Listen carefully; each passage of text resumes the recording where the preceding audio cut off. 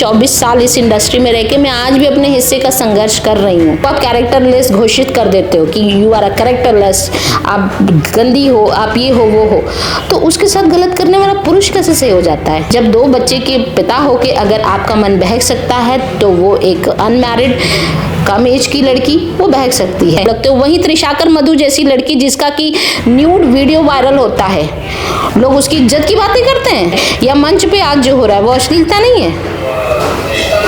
आप ये बातें अपने घर में कर सकते हो क्या?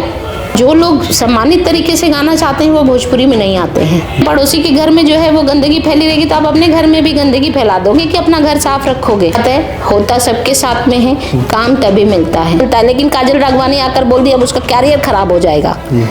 जो इनके ग्रुप में फिट है वो हिट है कि चुप रह के इज्जत करके कौन सी मिल्कियत मिल गई जो बोल देने पे लुट जाएगी। ऑटो ट्यून के भरोसे आप भोजपुरी का भविष्य चाहते हैं ना, तो भोजपुरी का भविष्य गर्त में चला गया है। गैला परदेसे परदेसी निर्दयिया तू आइता लवटियापन गवा मोरे सैया, आइता लवटियापन गवा मोरे सैया। गवना से पहले बाला आके ससुरारी हमके देहला मारी, कई देहला देहिया के भारी। जब आप इतना हिट गाने दे रही थी, हिट एल्बम दे रही थी, तो क्या वजह रही कि आपको रिप्लेस कर दिया गया? रीज़न की बात मैं नहीं कहूँगी, लेकिन रीज़न एक बात ये आई सामने मुझे बाद में, क्योंकि मैं उस वक्त मैंने बताया कि काफ़ी कम उम्र से ही शुरू हो गया था, तो पैसे की ऐसी होड़ नहीं थी मेरी कि मतलब, और ना ही ऐसा कुछ था, टू बी फ्रैंक मैं बता दूं कि ना ही मेरी फैमिली मेरे पैसों से चलती है, ना ही पिताजी या ऐसा कुछ था, समृद्ध फैमिली से हूँ, सारा कुछ है, तो ऐसा कोई पैसे का प्रेशर नहीं था मेरे ऊपर। तो इसलिए मैं अपनी स्वेच्छा से गाती बजाती थी कि मुझे क्या करना है क्या नहीं करना है। लेकिन हाँ, उन दिनों मुंबई में जाते थे तो मुझे एक बार लगा कि थोड़ा पेमेंट कम है, तो मैंने उनसे कहा कि आप अगर मेरी पेमेंट थोड़ी सी बढ़ा देते तो अच्छा होता। तो बीइंग अ को आर्टिस्ट मैंने उनसे कहा, फिर हाँ हुआ। फिर सुबह सीधा ये हो गया कि ऐसा है प्रियंका जी कि अभी हम लोग शो करने में कंफर्टेबल नहीं हैं। तो मैंने रीज़न जानने की कोशिश की, तो ये कहा गया कि मंच पे जिस तरीके से बातचीत होती है, जैसे कि कमेंट पास होते हैं, गाना गाया जाता है, तो मैं दिनेश जी को भैया बोलती थी। अच्छा। विजय लाल जी को भी भैया बोलती, सबको भैया ही बोलती थी मैं। तो ये कहा गया कि आप भैया बोलती हैं और वो आपकी बहुत इज्जत करते हैं, तो वो कंफर्टेबल नहीं हो पाते हैं आपके साथ स्टेज पर। अच्छा। वो कमेंट पास करने में उनको अच्छा नहीं लगता है, तो इसके लिए हम मंच नहीं कर सकते। उसके बाद मंच से हम हटे, पहला तो मंच से हटे, फिर उसके बाद धीरे धीरे हमको ऑडियो से भी रिप्लेस कर दिया गया। अच्छा। और लोगों को बुलाया। उस समय तत्कालीन बहुत सारे सिंगर्स थे जो जिनको आप जितने भी फीमेल सिंगर थे, किसका किसका नाम लूं? नहीं, तो आप कह रही हैं कि मतलब भैया बोलती थी। हाँ। भैया, ये कॉन्सेप्ट मेरे सामने आया कि मतलब आप भैया बोलती हैं तो जो वहाँ पे जो कॉन्वर्सेशन होता है स्टेज पर, मेल और फीमेल सिंगर में कॉन्वर्सेशन जो होता है, तो उस तरीके की चुहलबाजी या वो सब चीज़ें वो आपसे नहीं कॉन्वर्सेशन कर पाते हैं। इसकी वजह से जो है स्टेज शो करने में कंफर्टेबल नहीं है। अच्छा। तो मतलब अगर मान लीजिए एक भाई और एक बहन है भोजपुरी इंडस्ट्री में, हाँ, अगर वो साथ गाना चाहते हैं तो ये रीजन हो सकता है कि वो साथ में ना गा पाए। रीज़न देखिए, कहने का मतलब है कि जब आप बात रीज़न की नहीं होती, बात होती है चीज़ों की। कहने का मतलब है कि व्हाट द मीनिंग, भैया की बात नहीं। आज की डेट में देखो ना, हज़ारों स्टेज शो हैं जो विवादित रहते हैं, हमेशा आए दिन यूट्यूब पर और आपको फेसबुक पर दिखाई देंगे कि भैया मत बोलो, भैया मत बोलो, भैया मत कहो, हमको भैया कहलाना पसंद है। ये इंडस्ट्री का बड़ा पुराना चलन है। कि भैया आप बोलोगे तो मतलब लोगों का क्या है, I don't know about that. मुझे पता नहीं है कि इसमें क्या सीन है कि भैया कहने से क्या बदल जाता है। मुझे लगता है कि कलाकार जो है आर्टिस्टिक होता है, वो अपना काम करता है। हम कहते हैं कि जब आप भाव देने के लिए आपको ज़रूरी है कि अगर आप कोई सेंशुअस गाना गा रहे हो तो ज़रूरी है कि आप वैसे रहो तभी आप गा पाओगे। तो मुझे नहीं लगता कि ये भावनाएं इतनी हावी हो जाती हैं, और ये सब एक बहाना मुझे लगता है, मैं यही कह सकती हूँ। क्योंकि देखिए मैं कहती हूँ कि ठीक है मंच पर आप अनकंफर्टेबल थे मेरे साथ में, लेकिन ऑडियो से क्यों रिप्लेस किया गया? शुरुआत तो पैसा था कि पैसा के लिए बोला? मुझे बिल्कुल नहीं पता। देखिए कहते हैं कि यहाँ इंडस्ट्री में बहुत कुछ ऐसा होता है जिसका रीजन आपको पता ही नहीं चलेगा।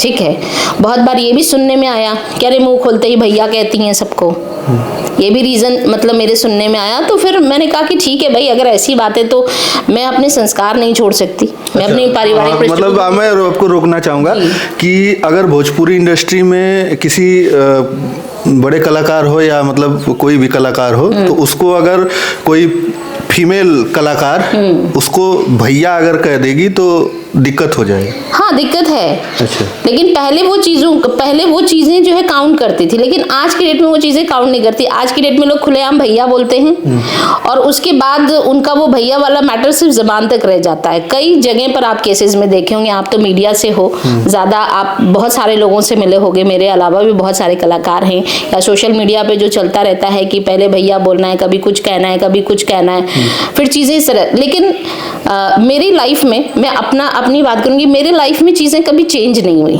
अच्छा, ये बातें जो आप बोल रही हैं वो देखा जा रहा है कि जो डांसर हैं, जो एक्टर हैं, हाँ। उनके साथ तमाम चीज़ें वायरल होती हैं। लोग आके बोल रही हैं कि हमारे साथ फलाना एक्टर ने हमारे साथ ये कर दिया, वो कर दिया, ऐसा कर दिया। सिंगरों के साथ भी ऐसा होता है? जी हाँ, बिल्कुल होता है। बिल्कुल इस तरीके की चीजें। देखिए आज की डेट में आपने खुद, आप इंडस्ट्री से हो, आपने देखा होगा कि बहुत सारे टैलेंटेड सिंगर जो है वो पड़े हुए हैं, बहुत सारे अच्छे लोग पड़े हुए हैं, लेकिन भोजपुरी क्यों टैलेंट को सेलेक्ट करने में पीछे भागती है?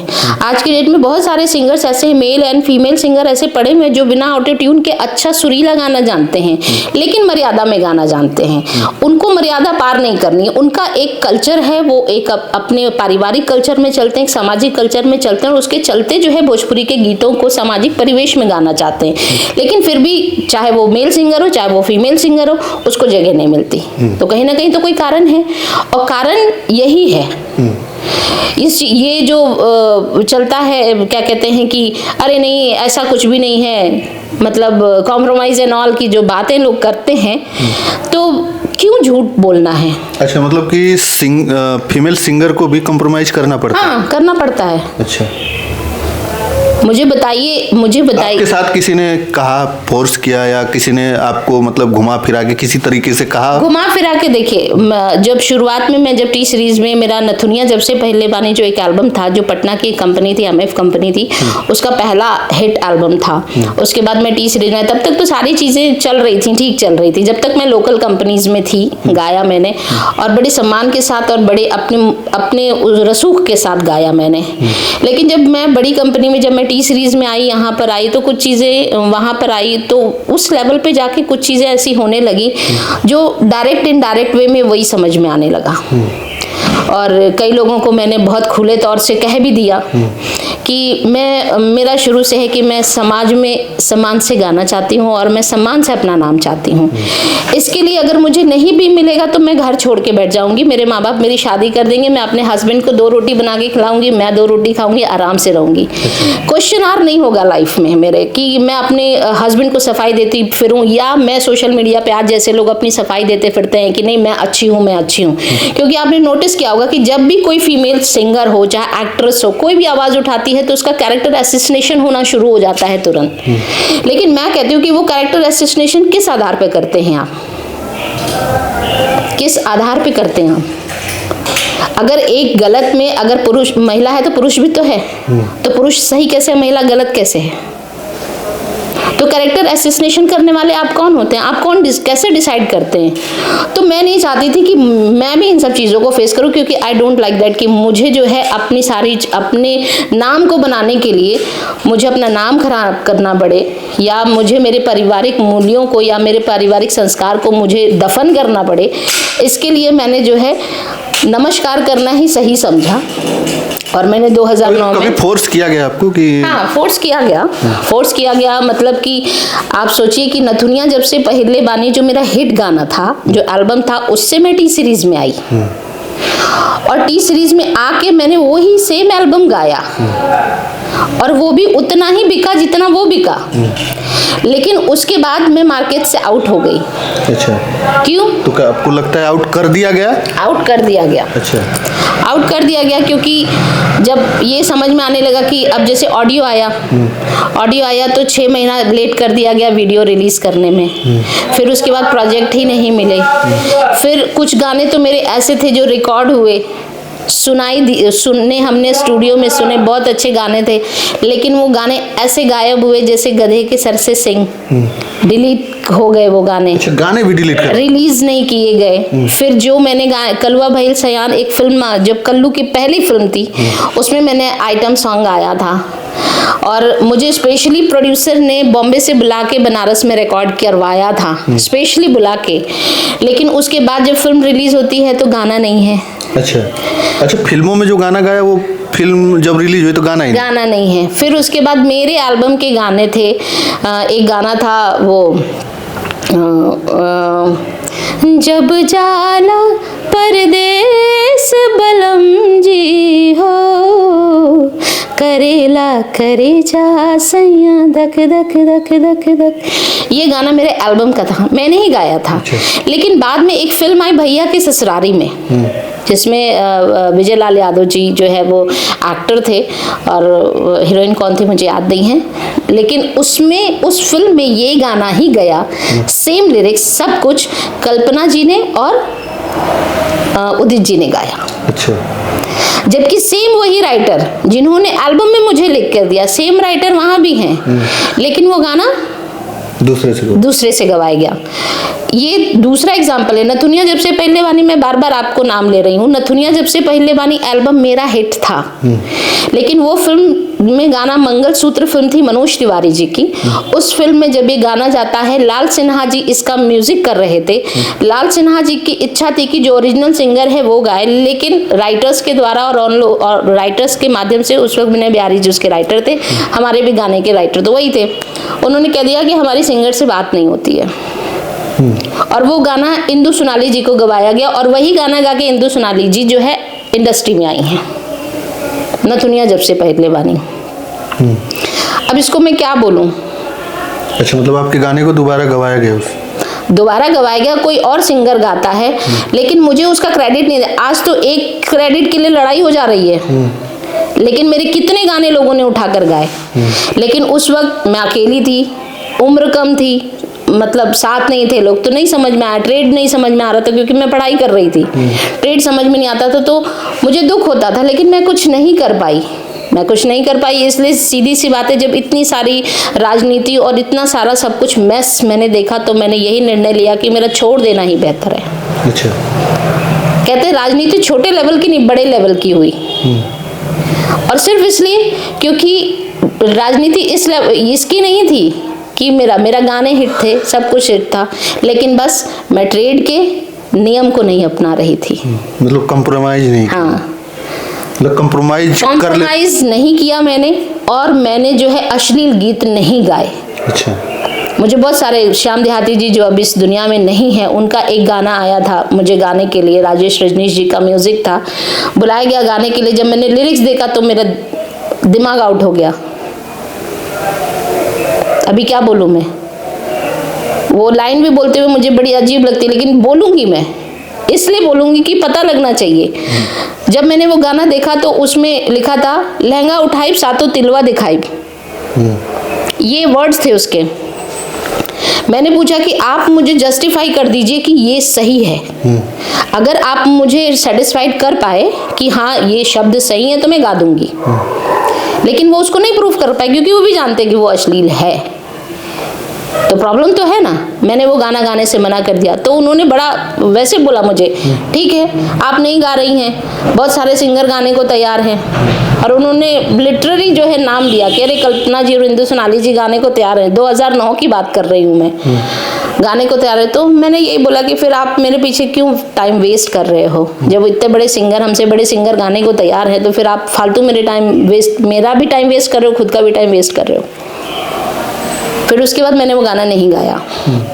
धीरे धीरे स्थितियाँ बड़ी बदलने लगी, तो मुझे मैं ऐसे माहौल में नहीं गा सकती थी जहाँ पे गाने का मतलब ही नहीं है, जहाँ पे ये नहीं देखा जाता है कि हम अच्छा गाते हैं कि नहीं गाते हैं, हम सुर में गाते हैं कि नहीं गाते हैं, इससे कोई मतलब ही नहीं। तो फिर ऐसी जगहों पर गा कर या अपने आप का स्ट्रगल करी क्या मतलब है, ये सोच के मैंने 2009 में पूरी तरह से संन्यास ले लिया और भरा पूरा कैरियर छोड़ा मैंने।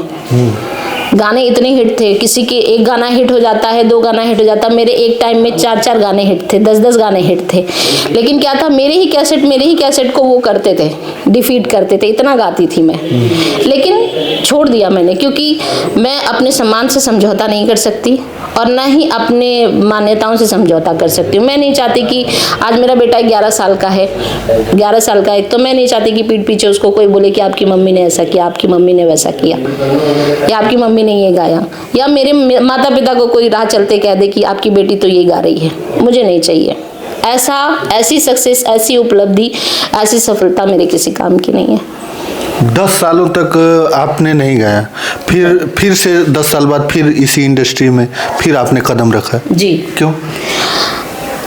10 साल बाद इसलिए कदम रखा कि यहाँ पर भी किसी ने प्रोवोक किया मुझे, प्रोवोक किया, उकसाया इस बात को लेकर कि मैं टोटली जो है वो भोजपुरी से मैं हट गई थी। मैं हिंदी गाती थी, हिंदी के शोज़ वगैरह करती थी, सारी चीज़ें थी।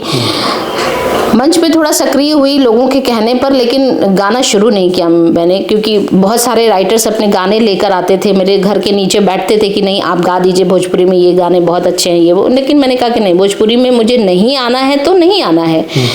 लेकिन बहुत फोर्स किया गया मुझे गाने के लिए। लेकिन फिर 2018 में मैंने मन बनाया कि नहीं, मेरे नहीं रहने से अश्लीलता कम थोड़ी हो गई। तब मेरी बुद्धि भी परिपक्व हो चुकी थी और लड़ने की क्षमता भी परिपक्व हो चुकी थी, और कहते हैं कि तब तक मेरी शादी भी हो गई थी। तो इसमें मैं अपने हस्बैंड का बड़ा योगदान मानूंगी कि उन्होंने मुझे हिम्मत दी कि नहीं तुम आगे आगे चलो, मैं हूँ।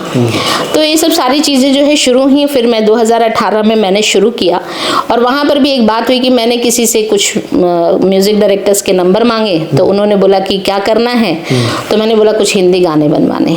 तो उन्होंने मुझे बोला कि अरे भोजपुरी बेल्ट की होके तुम हिंदी गाओगी, देखो हम लोग कहाँ से आके गा रहे हैं अब। तो हमने कहा कि लेकिन, तो हमने कहा आपको पता है ना भोजपुरी कितनी अश्लील है, अश्लील हो गए। तो क्या आपका सुपरस्टार जो है, तो आप कैसे उम्मीद करेंगे कि आपका भोजपुरी अच्छा हो।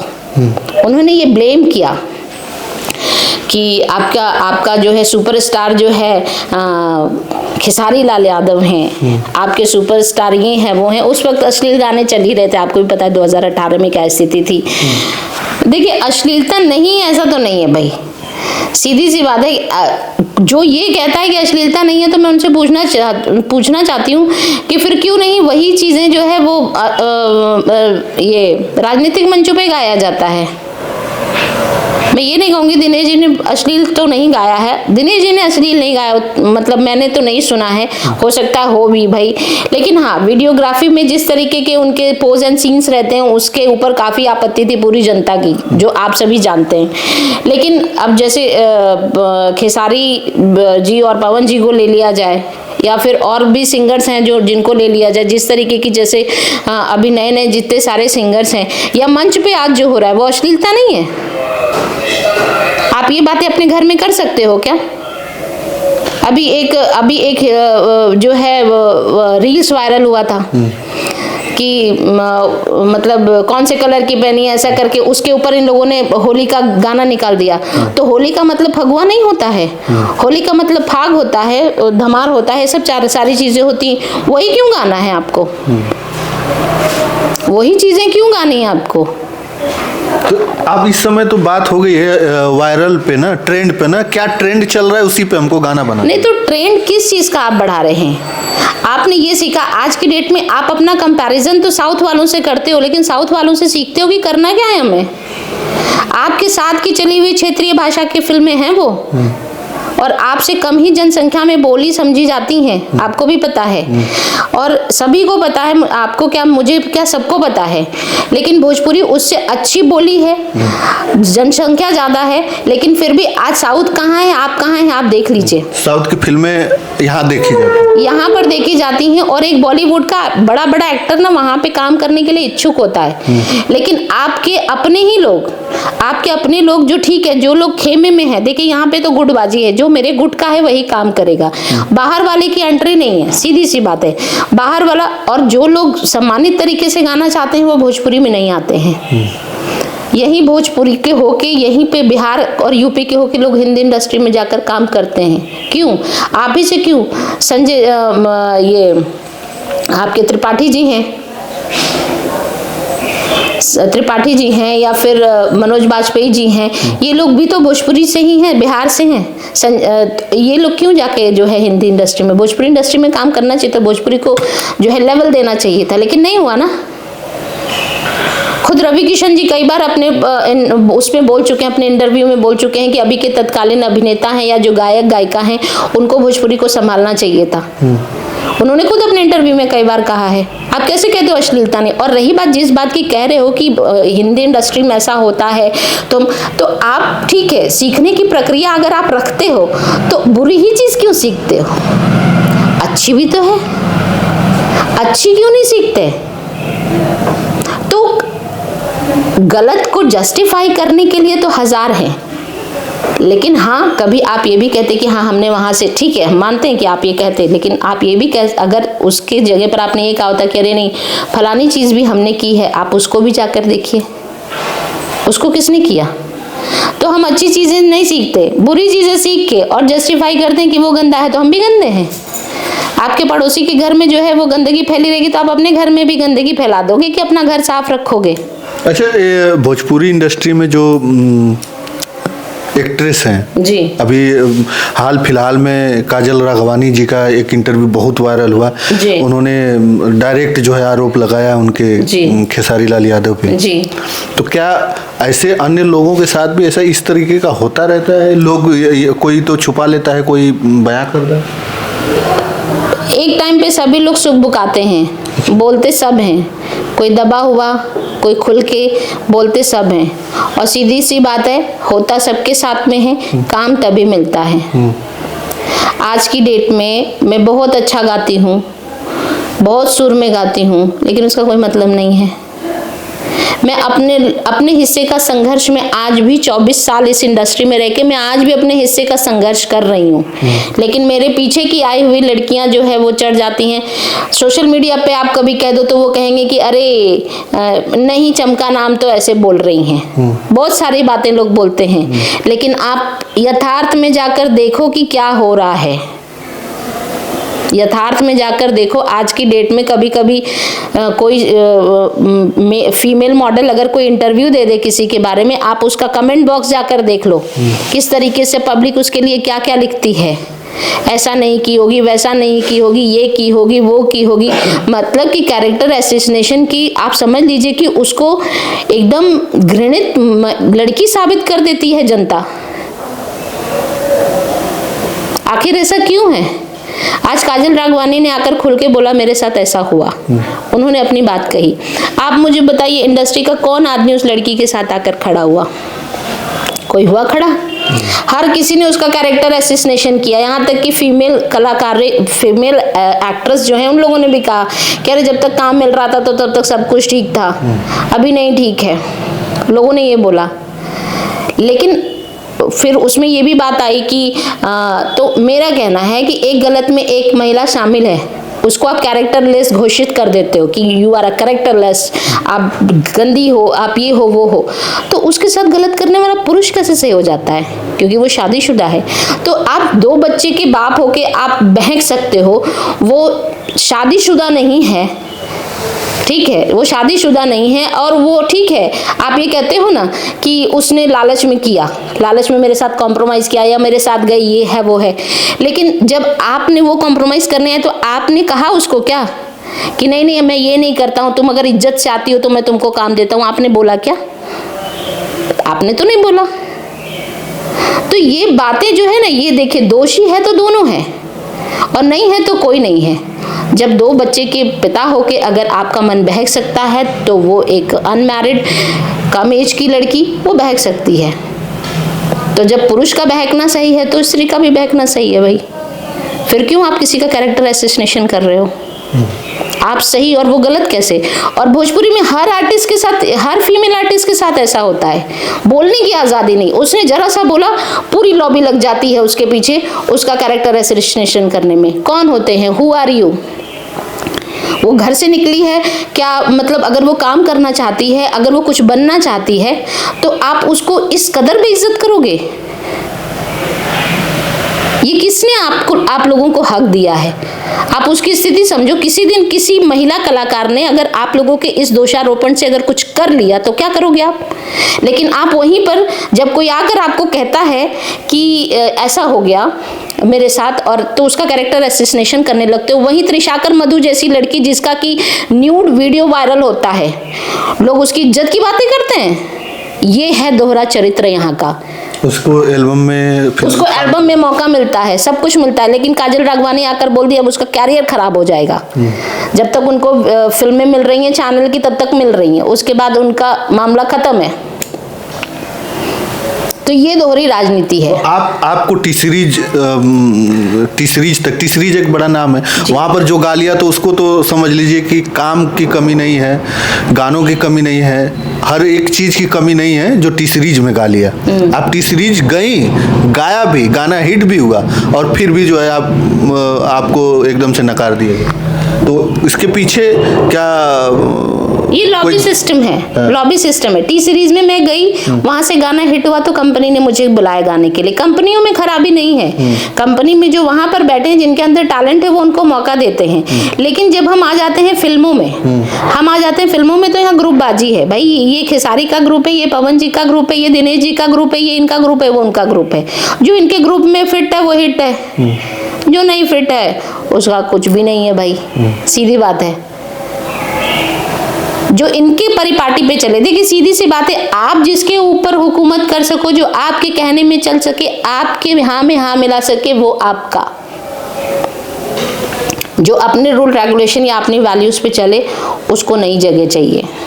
और आपका ये इंटरव्यू में दे रही हूँ ना, वो देखिएगा फिर क्या होगा। कुछ लोग तो बोलने आएंगे, कुछ लोग नहीं बोलने आएंगे और फिर राजनीति पीछे से शुरू हो जाएगी। इस वजह से तनु प्रियंका सिंह 24 साल से स्ट्रगल कर रही है। लेकिन भाई मेरी ही लिखी हुई लाइनें हैं कि चुप रह के इज्जत करके कौन सी मिल्कियत मिल गई जो बोल देने पे लुट जाएगी। चुप रहने पर, इज्जत करने पर कितनी फिल्में मुझे लोगों ने दे दी, कितने गाने अपने पिक्चर में मुझे गवा लिए, जब बोल देने पर ले लेंगे। लेकिन बोलना जरूरी है कि अगर आप इसी तरीके से सिर्फ ऑटो ट्यून के भरोसे आप भोजपुरी का भविष्य चाहते हैं ना, तो भोजपुरी का भविष्य गर्त में चला गया है। आज की डेट में मैं अभी दिल्ली में शो करके आई हूँ, वहाँ पर मैंने गढ़वाली लोगों को, उत्तराखंडी लोगों को देखा, मतलब कि पुरुषों से ज़्यादा महिलाओं की संख्या थी वहाँ पर। आप हमारे किसी भी शो में चले जाइए, इतने बड़े जो है आते हैं सारे लोग, अगर भजन भाव का भी शो रहा तो उसमें भी कुछ ना कुछ उटपटांग आ ही देंगे। वहाँ पे कितने प्रतिशत महिलाएं आती, लेकिन उस उत्तराखंडी कार्यक्रम में जो है 50% प्रतिशत महिलाओं का ज़्यादा था। और वहाँ पे वो लोग अपने लोकगीतों पर डांस कर रहे थे, गा रहे थे। हमारे यहाँ कोई करेगा? हमारी भोजपुरी में ये स्थिति है? मंचों पर तो ये स्थिति बना के रखी है कि जो हमारे शादियों में जो गालियां गाई जाती थी परंपरागत, उसको भी इन लोगों ने एकदम ले डूबे और बेहयाओं की तरह गाते हैं और कहते हैं हम बड़े इज्जतदार हैं। मुझे समझ में नहीं आता कि अगर आप इतने इज्जतदार हैं तो आपके मुंह से ऐसे शब्द निकलते कैसे हैं। फिर अब जो है इस समय जब आप कम बैक की जी। तो बात हुई दिनेश लाल यादव जी से या विजय लाल यादव जी, प्यारे लाल कवि जी, बहुत से ऐसे नाम हैं जिनको आप जानती हैं, तो लोगों से बात हुई कि अब मैं आ गई हूँ, अगर आप कहें तो मैं आपकी फिल्मों में या एल्बम में गा सकती हूँ? मेरी बात तो नहीं हुई, हाँ, लेकिन कहीं कहीं कुछ बातें आई तो मैंने कहा कि नहीं, मैं गा रही हूँ। और दूसरी चीज़ है कि मेरे गाने जो चल रहे हैं, जो हिट हुए, हमके देहला मारी जो मेरा पूर्वी हिट हुआ, वो 13 मिलियन लोगों ने देखा है। 13 मिलियन बिना किसी प्रमोशन के है। और उस 13 मिलियन वो जो मतलब 1 करोड़ 30 लाख लोग हैं, वो सिर्फ मुझे जानते हैं। तो आपको लगता है कि भोजपुरी इंडस्ट्री से अछूती होगी, उसने नहीं सुना होगा ये गाना। लेकिन अभी भी मैं 10 हिट दे दूं, मुझे लोग नहीं बुलाएंगे। लेकिन इन सारी चीज़ों में मैं साधुवाद दूंगी रत्नाकर जी को। मैं खुले मन से खुली बात करती हूँ कि वो व्यक्ति कभी इन चीज़ों पर, देखिए कहते स्टार बनाना और किसी स्टार को मौका देना 2 अलग अलग बातें होती हैं। संघर्ष स्टार बनाने वाले को है, ठीक है। तो रत्नाकर जी अच्छी चीज़ों को पहचानते हैं, अच्छे पोटेंशियल को पहचानते हैं। और उन्होंने ऐसे समय में, जिस समय बहुत सारी चीज़ें निगेटिविटी में थी, तनु प्रियंका एक बहुत विवादित नाम था, सब कुछ है, क्योंकि मैं बहुत बिंदास बोलती हूँ। मुझे सीधी सी बात है कि मैं बहुत जली हूँ। लोगों ने मेरे साथ बहुत ही मतलब कहते हैं अपनेपन से करके धोखा किया है मेरे साथ में। तो कहते हैं कि जिन्होंने एक थाली में खाना खाया ना, उन लोगों ने भी मुझे डिच किया है। तो मैं अब नहीं डरती।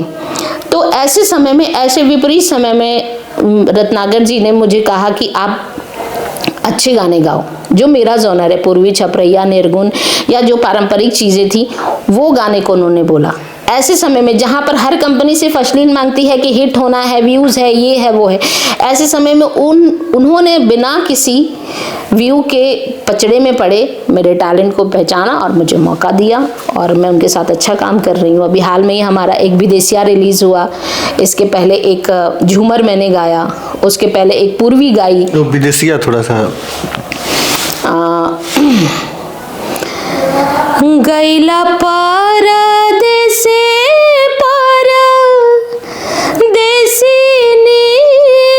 निर्दयिया तू, गैला परदेसी